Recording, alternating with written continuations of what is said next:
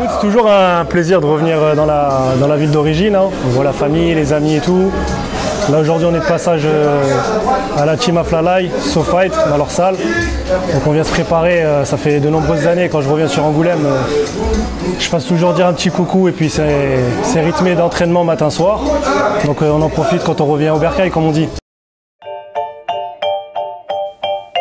L'Angoumoisin est passé du karaté au MMA, discipline qu'il ne maîtrisait pas, mais dans laquelle il excelle déjà.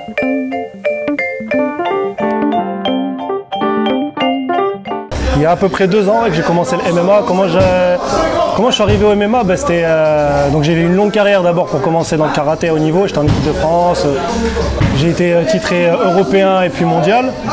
Voilà, puis champion de France, Coupe de France, tout ce qui s'ensuit.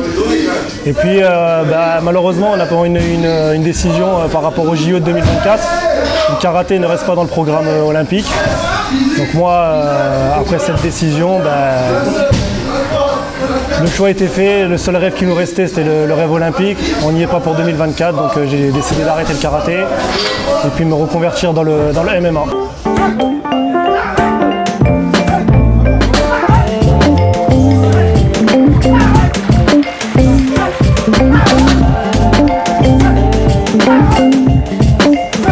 C'est un peu la routine, puisque je passe du haut niveau karaté au MMA. J'ai fait un peu d'amateurisme, j'ai fait 6 combats en amateur. Voilà, c'était un peu une formalité pour se former sur tous les aspects de la lutte et du sol. Vu qu'au karaté on n'a pas ces parties-là. Ça s'est super bien passé avec mes coachs et tout, bonne gestion. Et puis la suite, c'était de passer pro. Et puis là, le dernier combat qui était en début octobre, qui s'est soldé par un TKO au 2e round. Et Boisa qui s'arrête pas, il est en train de faire pleuvoir les frappes.